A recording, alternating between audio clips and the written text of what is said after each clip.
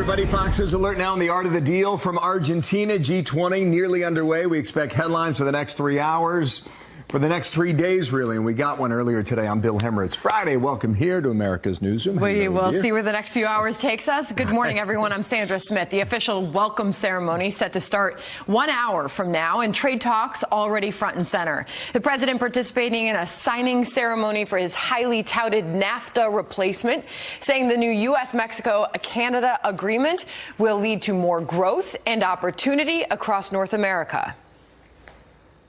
We've worked hard on this agreement. It's been long and hard. We've taken a lot of barbs and a little abuse, and we got there. It's great for all of our countries. Thank you for your close partnership. The tariff-free access that NAFTA guaranteed for more than 70% of Canada's total exports is secure, and that's essential for businesses, families, jobs, entrepreneurs, and hardworking people in every corner of our country. So that was just about an hour ago, and already we have major scheduling changes for this. President Trump canceled that meeting with Vladimir Putin. The escalating tensions between Russia and Ukraine, they're still alive and kicking. Kevin Cork's down in Argentina. Doug McElway picks up our coverage live in Washington. Doug, good to see you. Good morning. Morning, Bill. You know, our younger viewers may not remember the name Ross Perot, the billionaire businessman who ran for president in 1992, criticizing NAFTA. His famous quote, "That giant sucking sound you hear is jobs leaving the United States." Well, he proved absolutely correct about NAFTA, and President Trump tapped into that thinking when he said NAFTA needed to be renegotiated. Well, this morning came the payoff when Trump, Canadian Prime Minister Justin Trudeau, and Mexican President Nieto stood at the G20 summit to sign this new U.S.-Mexico-Canada agreement. The USMCA is the largest, most significant, modern, and balanced trade agreement in history. All of our countries will benefit greatly. As part of our agreement, the United States will be able to lock in our market access to Canada and Mexico and greatly expand our agricultural exports, something we've been wanting to do for many years. As I discussed with President Trump a few days ago, the recent plant closures by General Motors, which affects thousands of Canadian and American workers and their families, are a heavy blow. Make no mistake, we will stand up for our workers and fight for their families and their communities. And Donald, it's all the more reason why we need to keep working to remove the tariffs on steel and aluminum between our countries. That little jab at the president from Mr. Trudeau about tariffs. In fact, tariffs are high on the agenda for Saturday night's dinner meeting between President Trump and President Xi of China. But many analysts are downplaying the prospects of any kind of a trade deal between those two countries. One sign of the pessimism is the recent inclusion of U.S. Trade Advisor Peter Navarro to the U.S. delegation at Saturday night's dinner. Navarro is a hardliner against Chinese steel dumping. He's a firm advocate for China containment. The Chinese are aware of that and don't take kindly to his invitation. In addition, the hoped-for meeting with President Putin is now off, as you said, Bill. The president tweeting while on board the flight to Argentina yesterday, quote, "Based on the fact that the ships and the sailors have not been returned to Ukraine from Russia, I have decided it would be best for all parties concerned to cancel my previously scheduled meeting in Argentina with President Vladimir Putin." The president did add, however, that he has not ruled out a future meeting when that Ukrainian-Russia situation is resolved. Off we go. Thank you, Doug. Good stuff there. Setting the table from Washington. Doug McElway there. More news now with Sandra. Former Trump campaign chairman Paul Manafort, we are learning, will not be in the courtroom today as a sentencing date is set for charges stemming from the Mueller investigation. It comes just one day after a guilty plea from the president's former attorney, Michael Cohen, who admitted he lied to Congress about a real estate deal in Moscow. Chief Intelligence Correspondent Catherine Herridge joins us now live from Washington with the latest there. Catherine, good morning. Well, thank you, Sandra. This morning, the lawyers for the president's former campaign chairman, Paul Manafort, and the special counsel square off in court. The hearing is set to begin just a half hour from now. The special counsel alleges that the plea deal fell apart because they say Manafort lied and did not fully cooperate. But Manafort's team says the special counsel wants information that he simply does not have and cannot provide. Fox News understands that special counsel investigators pressed Manafort on the June 2016 Trump Tower meeting with Russians who promised dirt on then candidate Hillary Clinton, and specifically the involvement of the president's son-in-law, Jared Kushner. According to emails, Kushner abandoned the meeting early and had no interest in the Russians. Here's the president on Manafort yesterday. It's very sad what's happened to Paul, the way he's being treated. I've never seen anybody treated so poorly. But the question was asked to me by the New York Post, and I said, no, I have not offered any pardons. And I think they asked, or whatever, would you? I said, I'm not taking anything off the table. Meantime, on Capitol Hill, the reaction divides along political lines. I think the president is a smart man, and I think he understands that it would distract us, to say the least, from a lot of other very important issues, and I don't think he'll do that, nor do I think he's going to fire Mr. Mueller. That would be a complete abuse of power. The power of the pardon is not ever been used to protect a president and his family. And again, we've seen from this White House again and again disregard for rule of law. We do not expect the Manafort hearing to last all that long. What we do expect is that they'll set a sentencing date in the very near future. And as we get more details, of course, we'll bring them to you, Sandra. And Catherine, how is the president's legal team pushing back against the Cohen plea? Well, this morning, a source close to the president's legal team told Fox News they are revisiting these letters to special counsel Robert Mueller and Deputy Attorney General Rod Rosenstein from 2017, where they asked for an investigation of the conduct and sworn testimony to Congress by former FBI Director James Comey. The letters to Mueller and Rosenstein level multiple accusations against Comey, including his handling of the Clinton email case. As you know, the Inspector General has already found Comey was insubordinate because he went around his established chain of command, as well as the procedures. The letters also call for a review of media leaks authorized by Comey to kickstart the special counsel investigation. And as you know, we've been waiting for the Inspector General, who's doing an independent separate report on that same issue, Sandra. Catherine Herridge, thank you for your continued reporting on that. Good stuff from yesterday and again today. Thank you, Catherine. For more on all this now, Charlie Hurt, opinion editor of Washington Times, Fox News contributor. Charlie, how are you on a Friday? Good morning, Bill. There are a lot of theories out there, a lot of stuff we do not know. What has changed fundamentally, do you think, in 24 hours, Charlie? Well, I think that the biggest, probably the biggest change is the fact that if you have Michael Cohen out here changing his story, copying to telling falsehoods to the Mueller investigation, that is significant. That does change certainly some of the stories that the campaign was issuing at the time about Donald Trump's dealings with Russia at the time. But the problem remains. This doesn't have anything to do with the initial purpose, the initial scope of the Mueller investigation. It also, calls it a question if Mueller is aiming to use somebody like Michael Cohen or Paul Manafort as a witness to level charges against the president. You've got truly compromised witnesses here. The other issue, I guess, the other important issue here is the fact that, all of this can still play out in the political realm. You have Democrats now taking control of the House. They've made it very clear that they want to make this an issue for Democrats in the House, in their investigations. And I can guarantee you, Bill, that we will be hearing about all of these details ad nauseum over the next 2 years. Okay, I want you ad nauseum 2 more years. Maybe more. Here is what we woke up to. I just want you to react to this tweet from the president from Argentina earlier today. He says, I get it. I'm a very good developer, happily living my life when I see our country going in the wrong direction, to put it mildly, he says. Against all odds, I decided to run for president and continue to run my business. Very legal and very cool.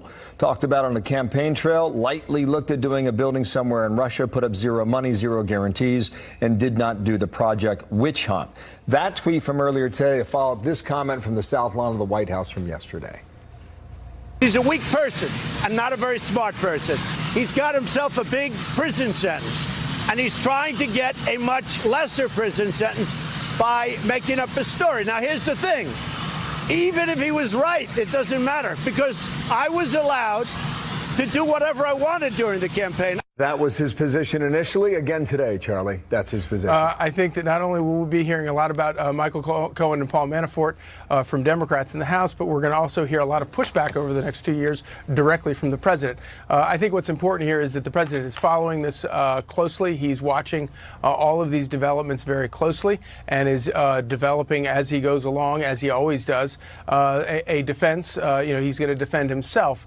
And the president is correct about this. we knew about these his business dealings during the election, and that's where the political side of this sort of runs into some choppy waters for Democrats, and that is the fact that when Republicans nominated him and Donald Trump, and when voters elected him president, they knew about these deals. They knew he had all of these business deals around the world, and they took that into consideration, and it didn't affect the outcome of the election. So Donald Trump has been able to work that angle. That's what's moving in Washington and Argentina. Meanwhile, just about 15 seconds. Do you think this meeting with Putin goes back on sometime in the next 24 hours? I don't know if it does this particular weekend. Well, I don't know about that, but I do suspect that it will go back on at some point. Thank you, Charlie. Nice to see you. Charlie Hurt there in Washington on a Friday morning. Nice to have you along with us today. And, you know, this meeting was canceled, Sandra, obviously because of the situation with Ukraine that happened last Sunday. You take these ships and these sailors hostage, and they are still being held today. So unless anything gives there, the White House and the president are going to stick to where they are. We should start to see those images of world leaders arriving at the G20 summit there shortly. The president is expected to arrive at the site of the G20 summit top of the hour. So we'll wait on some of those pictures out of Argentina. Meanwhile, ex-FBI Director James Comey going to court slamming a House Republican-issued subpoena as harassment. One of the committee chairmen who issued that subpoena, Bob Goodlatte, is standing by. We will get his response next. Also, this truck flipping over, killing 3 people during a high-speed chase by the Border Patrol, only miles from Mexico. New details today on how this happened, Sandra. And the fight over the border wall entering a new phase. Where does the battle stand now? We are going to be speaking to Texas Attorney General Ken Paxton. The leaders in Mexico care very much about this issue. They want to make sure that Mexico isn't just a thoroughfare for people passing through these northern triangle states, Guatemala, Honduras, and El Salvador, trying to get to the United States. They want to solve the problem just as badly as we do. That's another Fox News alert. Former FBI Director James Comey now challenging a subpoena from Republicans in the House. He accuses them of partisan harassment for demanding a closed-door testimony in the FBI actions leading up to the election in 2016. The House Judiciary Committee Chair is Bob Goodlatte, the Republican from Virginia. Sir, how are you? And welcome back here on America's Newsroom. So you got your work cut out for you. James Comey says he's worried about leaks. Should he be worried? Well, first of all, we don't condone leaks. Trey Gowdy and I concerned about that. And since Jim Comey claims he wants transparency, we've already indicated that we will release the transcript of this under oath private interview the next day after it takes place. We're almost done with this investigation. He's one of the last witnesses. 16 other people have testified under oath in the same setting that we're asking him to do it. And his claim that he needs to do it in public is, in my opinion, a farce. Quite frankly, 5 minutes is not enough time for an experienced former prosecutor like Trey Gowdy or John Ratcliffe to follow all of the threads that need to be followed, the hundreds of questions that need to be asked, and that needs to be done in a private setting. Okay, but we're happy for the transparency. If there are hundreds of questions, give me one that's on your mind. What do you need to know, sir?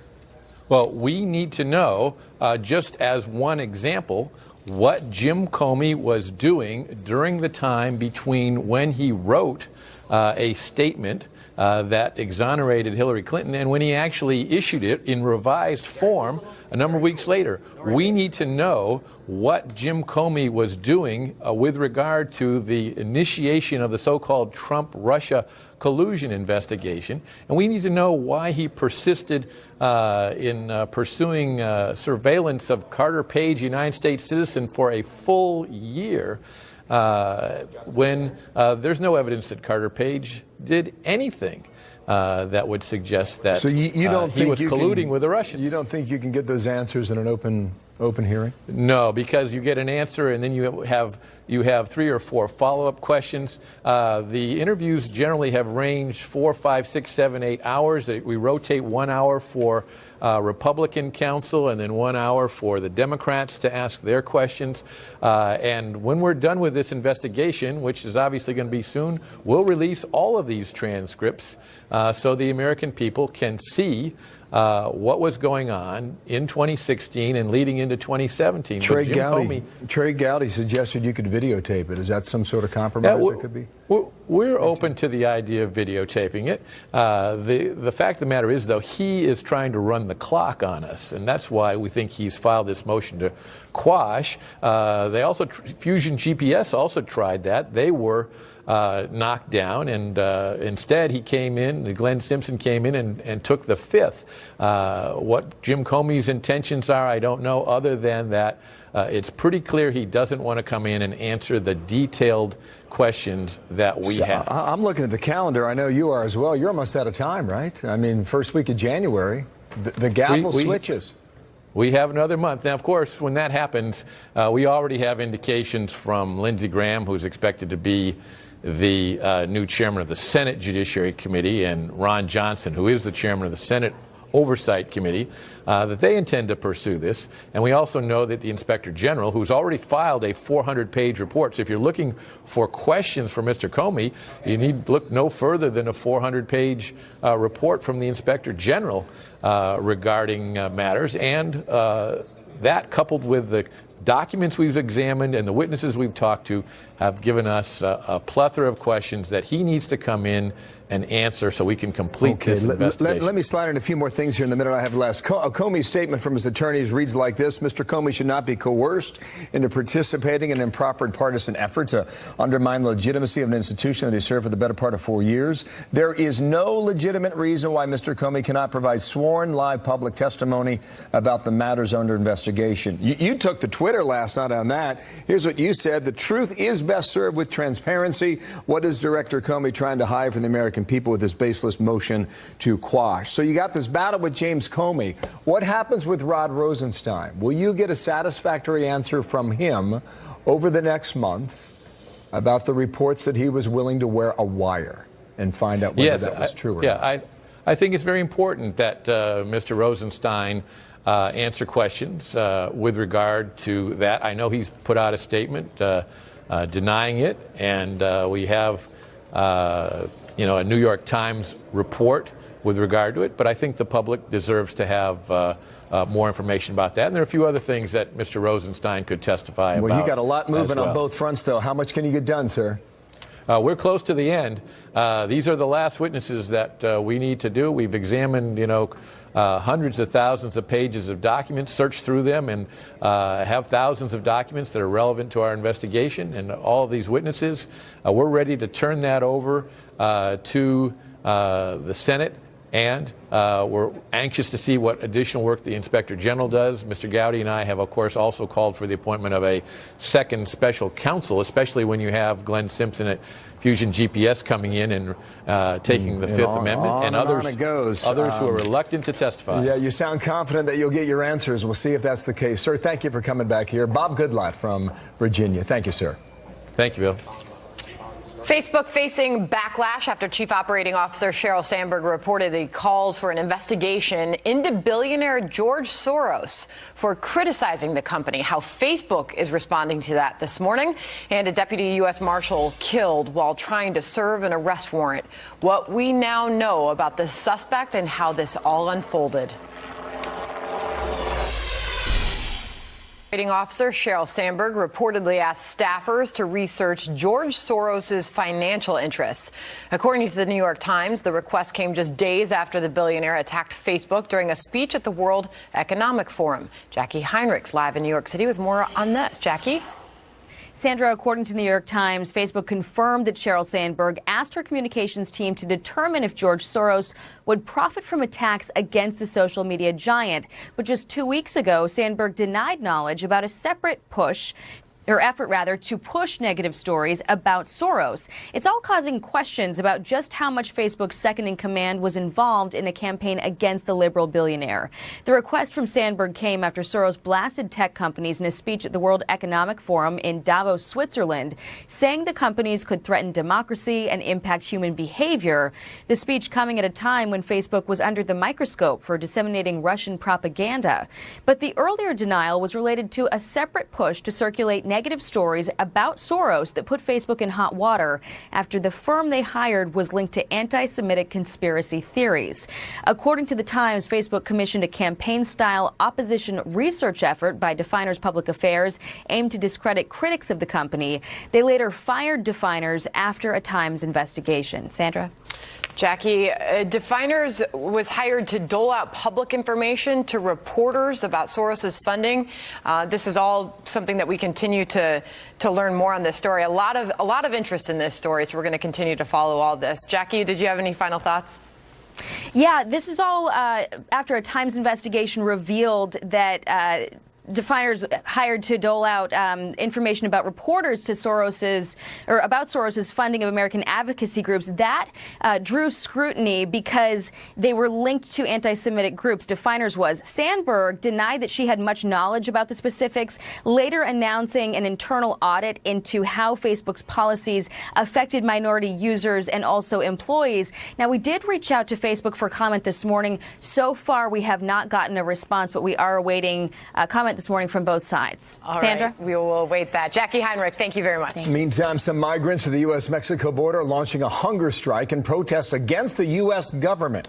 This as Tijuana faces increasing strain from the growing number of migrants. We are live from the border city. Let you know what's happening there today, Sandra. Meanwhile, the battle to keep the government open, it is heating up as the president stands firmly on funding for that border wall, saying the fight over that could trigger a partial government shutdown.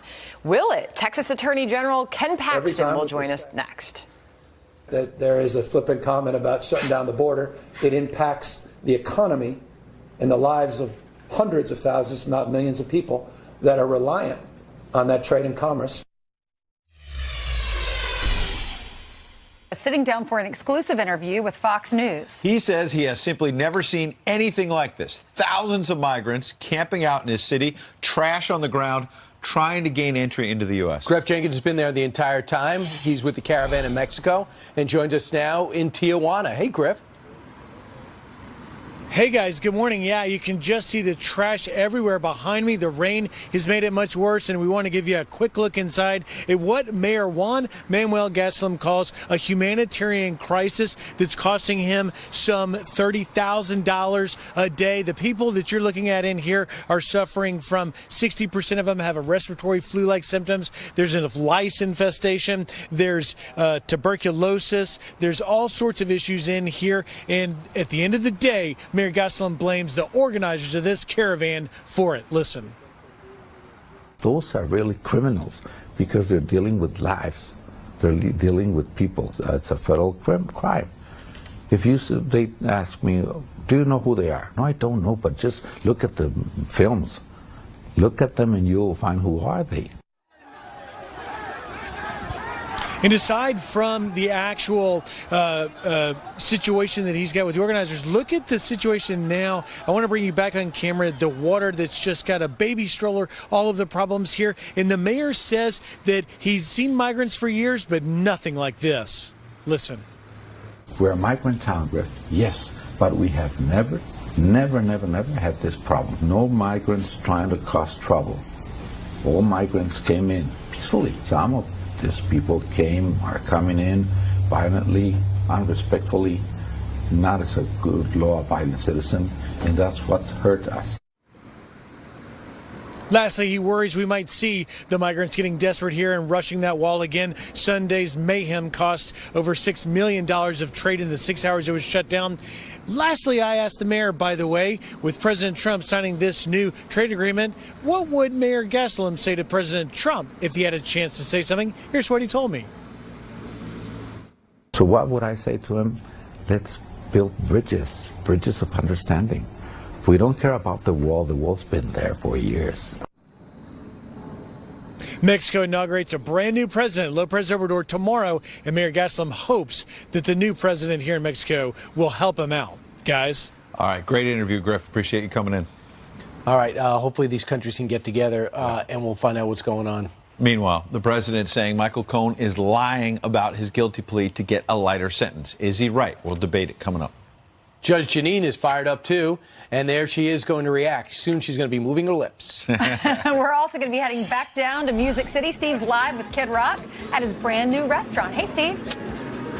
That's right, Ainsley. This is where it all happens. There's Blake Shelton's place. We got Jason Aldean, Luke Bryan's, and of course the place we're here for today, Kid Rock's joint. How much fun is it to have your name on a place? It's pretty damn fun. No kidding. Should we go in and we're going to talk to you in about 2 minutes. Can't wait to get drilled. Huh. Okay, come on.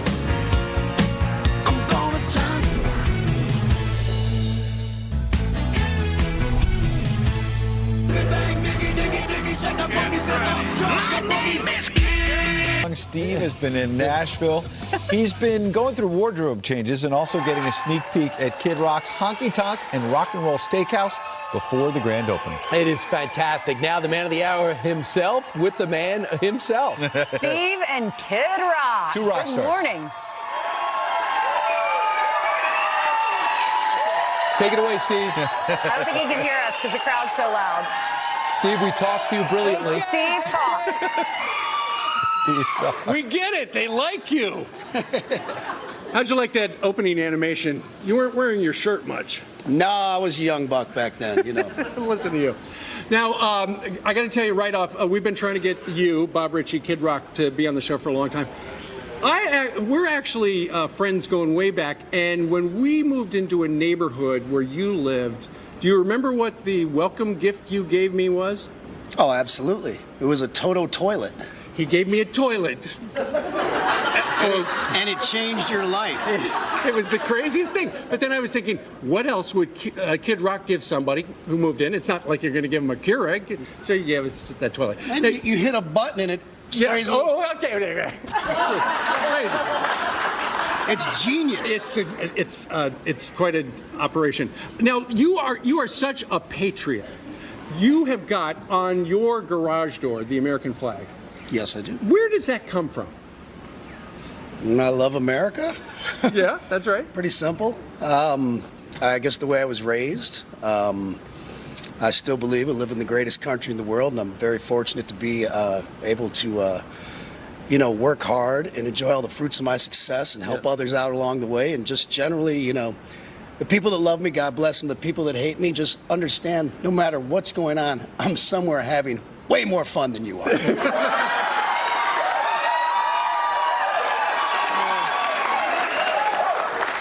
You mentioned how you were raised. Your mom and dad are here today. They are. Mom, dad, sister, my son. That's right. You are the Grand Marshal of the big Christmas parade here in downtown Nashville. No. My granddaughter is really the Grand Marshal. I just get to ride with her. Right. That seems about fair.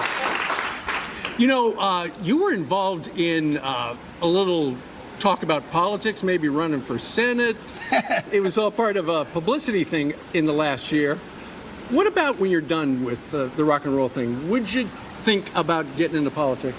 Oh, I bet if I have enough to drink one night, I'll think about it again. I think I'm best served on the sideline, being a cheerleader for our troops and our veterans, and performing for them, and just maybe trying to pay my taxes and just be a good American.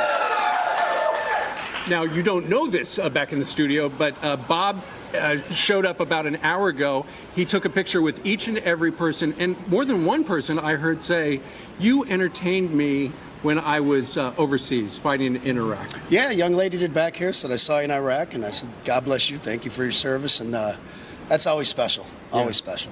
What's it? Why do you do that? You could just live out in your fancy houses you got all across the country, but you my fancy trailers. You do have a trailer home here in the Nashville area. Oh, we live in a double wide trailer here in Nashville. It's a very, very nice double wide trailer. I have seen the pictures online. It looks great. What do you think? As you talk about going and entertaining the troops, you do weigh in on politics from time to time. How's the president doing? I think the president's doing a great job with his policies. I wish, I heard you earlier in a bumper asking people, what was their biggest concern. And mine would be just, the division in the country right now, that it's so hard for people just to get past, that we can disagree and still be cordial with one another, and just talk about things without going for each other's throats and protesting everything. And God forbid you say something a little bit wrong, you're racist, homophobic, Islamophobic, this, that, and the other. People need to calm down, get a little less politically correct. And I would say, love everybody except, I'd say, screw that Joey Behar bitch. Everybody. No, you can't. You cannot say that. I mean lady. We apologize for that. I mean lady. Listen, she's just got a different point of view than you do. Exactly. Hey, maybe we'll go on and I'll hash it out with her. We'll talk about it. But anyway, exactly, aside from joking, which I was, is just go out and, hash it out with people and have your thoughts and ideas, but be able to still go have a beer with somebody and just say, hey, we all love this country and, let's have different ideas, but try to move forward and be more together and realize at the end of the day, we're all Americans. We are all Americans. How great is that? Well, thank you very much for inviting us here. You apologize for that language, right? I did apologize for the language, not the sentiment. Oh, well, we don't feel that way. We apologize for both. Bob Ritchie, Kid Rock, thank you very much. Thanks, everybody, for coming out today. All right, back to the studio. All right, Bob and Steve. I know where I'm going in Nashville. I'm going right there. That place looks fantastic. It's a party at 7:36 in the morning there, local time. I could see those two on Fox Nation every day. I mean, I could see They're might very have to bleep entertaining. out certain things. But we do need to apologize. Yeah. We don't feel that way about Joy Behar, so that's we don't condone that language. All right. All right. Jillian's got some other headlines. Good morning again, Jillian. That's right. Good morning to you. The man accused of murdering his brother's entire family and lighting his own home on fire is due in court today. Paul Canero charged with killing his brother Keith, along with his sister-in-law, niece, and nephew, then setting their New Jersey mansion on fire. Prosecutors say Paul also set his home on fire to make it look like the whole family was being targeted. They think he was motivated by money. His lawyer says he's innocent. ICE slamming the New Jersey Attorney General's new sanctuary policy. The agency says the directive, which limits cooperation with law enforcement agencies, will undermine public safety. This all comes just weeks after learning a suspect in a triple murder was an illegal immigrant released from a New Jersey prison instead of being turned over to ICE. And look at this terrifying new video from the deadly campfire in California. A sheriff's deputy turning on his body camera when he thought he had just moments left to live.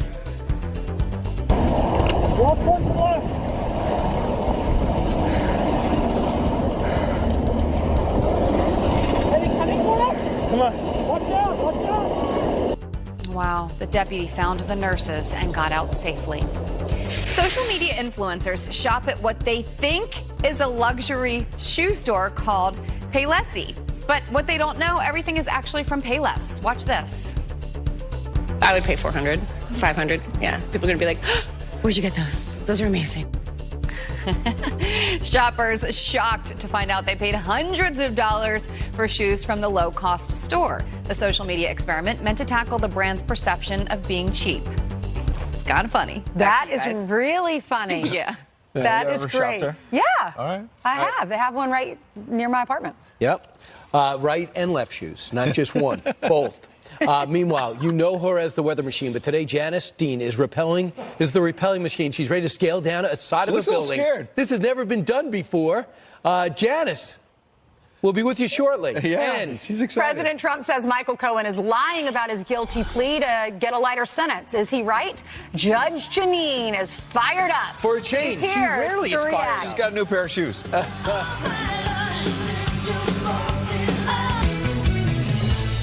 Good Friday morning and welcome back. Some quick headlines now. Colorado drivers no longer have to choose between male and female. Starting today, they can select gender X on their licenses if they have a doctor's note. Right now, 4 states and Washington, D.C. allow a third option on driver's licenses. And Michigan lawmakers are unhappy with kids' meals at fast food joints. More than a dozen state lawmakers backing a bill to stop fast food chains from handing out gender-specific toys like action figures or stuffed animals. They say it limits kids' imaginations and interests. Ed.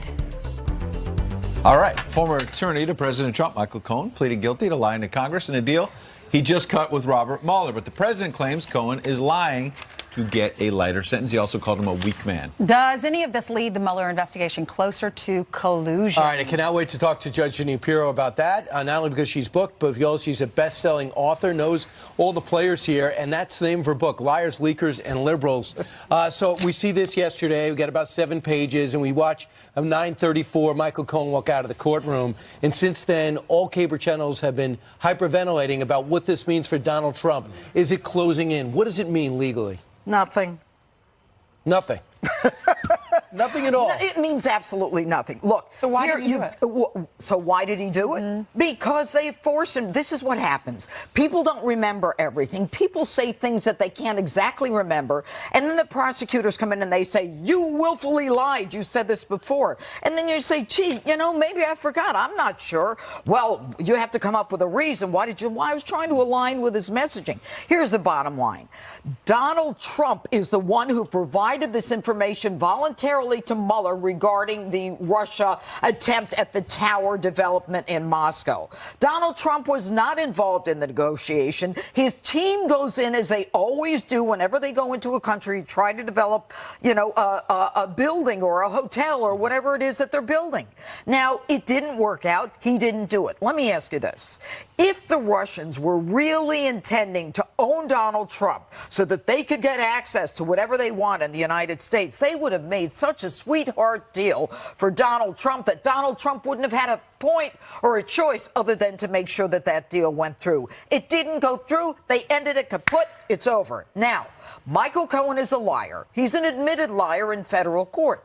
Campaign finance and campaign debt, all that nonsense. What's amazing is nobody's talking about taxi medallions, which is the real issue, where they could have sunk him big time, but they didn't.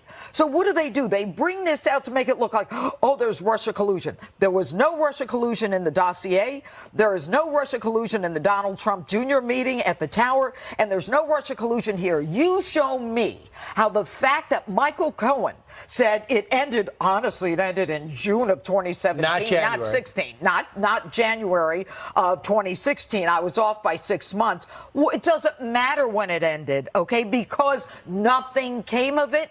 And no, it doesn't influence anything. It doesn't show that the election was affected, that votes were affected, that emails were affected. Judge, let me ask you something. If knowing that, and it's if legally, I've talked to like 9 different people, they all agree with you. Legally, they do? Yeah, legally, I see what you're saying. But if the president's asked multiple times about Russia, he goes, one of the projects I'm working on is a Moscow project. I've been talking about it since the 80s. Right. It never got off the ground. Would that have been a better answer than I don't have any business interest in Russia? No. And I'll tell you why. Because he doesn't have a business interest in Russia. That is the bottom line. He does not. In truth, I can say, you know what? I've always wanted to have a pair of shoes from that store over there. That doesn't mean that I'm negotiating with them, that I get them, or that I bought them, or it doesn't mean anything. He wants to build all over the world. He is Donald Trump. All right, need I say more? But the reality is when you put that shovel in the ground or the pen to the contract, that's when you got a deal. Well, and it wasn't, even if he had done a deal or been talking to them, his argument is that was in 2016. I wasn't president then. That was legal. I'm a businessman. This is what I do. And until you elect me president, I'm not going to change what I do. And I am doing it legally. And if there's something wrong, then you tell me, but there isn't. Lastly, the Jerome Corsi, Roger Stone, talking to Julian Assange, not talking, I deny it. There's emails that say back and forth. Some wanted to draw the circle. Say, okay, Julian Assange, let's emails to make Hillary look bad, that make Donald Trump look good. He's got a Moscow project. They're trying to make that circle clearly. What's your response? My response is you could do whatever you want to Corsi and Stone. Corsi does not want to plead guilty to intentionally and deceitfully lying. This is what prosecutors do. Look, I was a prosecutor for 30 years. This is what they do. They get someone by the short hairs and they pull. And they say, you lied. You lied about a material fact. That is willful deceit. And the guys start shaking in their boots because they don't want to go to jail. They don't want to lose their family. Their family's not going to have any income. Yep. So they say, okay, yeah, I lied. I didn't mean to lie, like Michael Flynn. I didn't mean to lie. I made a mistake. We all do. This is what they do. And when Adam Schiff says, Now we have to look into this. What are you looking into, little Adam? What are you looking into? Little Adam. Speaking of looking into, people should look into Fox Nation because your empire is expanding. Yeah, you have a 10-minute justice every day on Fox Nation? Yeah, it only takes me 10 minutes to get out what I need to say. You know that because you have me on for 10 minutes. I haven't spoken for 10 minutes. I've been watching. Thank you. Well, get Fox Nation, download the app. It's fantastic programming. Thanks, all right, especially when you're on. Good to see you. Yeah. Oh, I know. It was Right? fun. It was like, good job. Yeah. She's a counterpuncher. No kidding. A yearly Fox and Friends tradition is just moments away. Janice Dean, 350 feet up in the air, is about to scale down that building. With Brian Cashman. That's right, from the Yankees. But first, check in with Bill Hemmer, who never ran the Yankees. Yeah, I did not. Like to run the Reds, though. I don't think they have me. Don't look down. Morning, guys. On a Friday, breaking news on a trade deal with Mexico and Canada. Question from Argentina today, is China next? Full coverage today on these big meetings at the G20, so live events for the next several hours from there. Also, Michael Cohen admitting to lying. There was fresh reaction from the president on that topic today. Can Congress get a deal on the border wall? New details from Steve Scalise on that, so come join Sandra and me. We are packed on a Friday morning, 9 to noon. We'll see you in 11 minutes, guys. Top of the hour.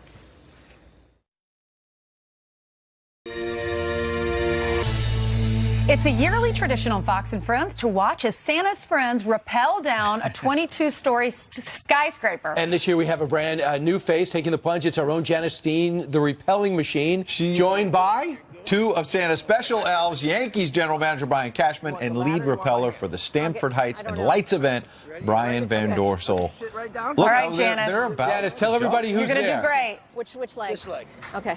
Janice, don't look down, but you're going to do great. Give me your hand. Oh, God. Oh, God. And your other leg. You go right over, and I'm going to lower you. Okay, well, where's the no ladder? No ladder. No, you're kidding. You're a veteran. No, I'm not. Yes, you okay, are. how do I hold? I hold on to you. Hold on with the ropes on. Your husband will understand. Oh my God. Oh, here we go. My God. Okay. Okay. Now what do I do? Hold on to what? The pink? Hold on to what? Oh God. Hey, which ropes you got? This The yellow? one? That's you. I got yellow? Go a little bit. Get to Brian. Okay, Brian. Which way you want me on? Which side? Left or her? Oh dear She's goodness. gonna go this way. Sugar. Butter biscuits. I'm ready. Oh my gosh. Oh, Matthew and Theodore, I hope you're watching this. Your mama is All right, scaling a building. we have to move this leg here real quick. Okay. Over this one. Oh, sorry, Brian That's all Cashman. right. There you Hi. go. How are you? Muy bueno. How about you? The Yankees. We're good. Yeah. Welcome aboard the building. How many times have you done this now? This is number 9 years. And so when do you feel like you're not afraid? maybe after 3. Oh, God. Then we got our friend Brian joining us. Hi, Brian. So you guys are elves on Sunday at the lighting? Right? Absolutely. He's an elf. I play Santa. You're Santa? I am Santa Claus. Oh my gosh! I didn't know if you were going to reveal that. No, you can't. Well, you're not the real Santa. No, we meet the real Santa on the ground, but he used to do this, but he's getting a little old now, and it's a little hard on him. Oh, I met Mrs. Claus earlier. She looks fantastic. Yeah. I can't believe I'm doing this. Hey, I'm proud of you. It takes a lot of upper body strength. It won't when we get down lower. Nice job. Oh, God. I love you guys. Okay, just feed the rope through. Okay. Good job. Okay. Thanks, Brian. Oh, you're doing great. I hope you're not on live TV. I can hear you. I can't hear whatever you're talking. They're going to open up the anchor. Janice, the hard part's over with, though. You feeling better? Nope, not feeling better. Hey, Janice, But if you can, I'm doing it. Can you ask Brian Cashman something? Yes, I can ask Brian Cashman something. Oh, you can, Brian. Can you tell Yankee fans whether you signed Patrick Corbin last night, the #1 free agent in America? I have not signed anybody yet, but we're certainly going through the process of trying to improve the club. So that involves meeting with players like Patrick Corbin last night. But we got to find more presents to put under the tree for Christmas for our fan base. Oh, really? So you do want to sign? You're ready to go shopping, my friend. Right. Brian, it's Ed Henry. I wonder what you think about Robinson Cano. A few years ago, you decided not to sign Cano to a long-term deal for a lot of money. And what do you think about the Mets maybe picking up Cano?